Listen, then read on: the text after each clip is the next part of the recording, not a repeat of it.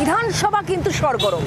আজকেও বিধানসভা উত্তপ্ত হয়, কারণ বিধানসভায় বিজেপির দুই বিধায়কের বক্তব্য কার্য বিবরণী থেকে বাদ দেওয়া হয়েছে। এমনই অভিযোগকে কেন্দ্র করে একেবারে ধুন্ধুমার কাণ্ড। সেল ট্যাক্স নিয়ে যে বক্তব্য দুই বিজেপি বিধায়ক, সেই বক্তব্য কার্য বিবরণী থেকে বাদ দেওয়া হয়েছে। সেলস ট্যাক্স নিয়ে বক্তব্য কার্য বিবরণী থেকে বাদ, এবং তাকে কেন্দ্র করে ধুন্ধুমার কাণ্ড আজ সরগরম বিধানসভা, কারণ দুই বিজেপি বিধায়কের বক্তব্য কার্য বিবরণী থেকে বাদ দেওয়া হয়েছে। এই অভিযোগের সরব বিজেপি বিধায়কেরা। আর তার সাথে আমি যেটা জানিয়ে দিয়েছিলাম, সেলস ট্যাক্সের আলোচনায় আমরা অংশগ্রহণ করব, কিন্তু মন্ত্রীর রিপ্লাইয়ে আমরা থাকব না। তার কারণ আমরা মনে করেছি বিরোধীদের তরফ থেকে এই প্রতিবাদ রেজিস্টার করা দরকার।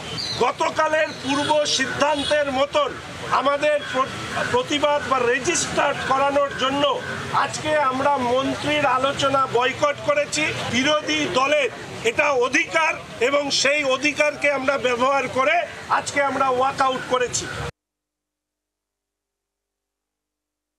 গতকালই শঙ্কর ঘোষ তিনি জানিয়েছিলেন যে বিজেপি বিধায়করা যে সেলস ট্যাক্সের বিল, সেই বিলের উপর তারা বক্তব্য রাখার পরে তারা কিন্তু বেরিয়ে যাবেন, এবং কার্যক্ষেত্রে তাই দেখা গেল যে ডক্টর অশোক লাহিড়ী তার যে বক্তব্য, সেই বক্তব্য রাখার পরেই কিন্তু সেক্ষেত্রে দেখা গেল যে সমস্ত বিজেপি বিধায়করা তারা বিধানসভা যে কক্ষ, সেই কক্ষ ত্যাগ করে বেরিয়ে যাচ্ছেন। আর এতেই কিন্তু তীব্র প্রতিবাদ জানান সমস্ত তৃণমূল বিধায়করা, যার মধ্যে অবশ্যই একাধিক মন্ত্রী ছিলেন।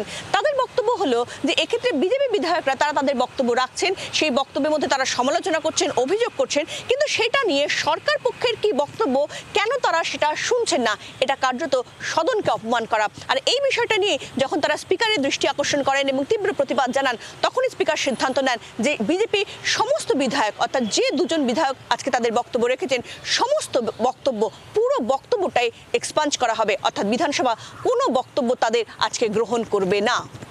জি 24 ঘন্টার জন্য ক্যামেরায় কমলের সঙ্গে শ্রেয়সী, কলকাতা।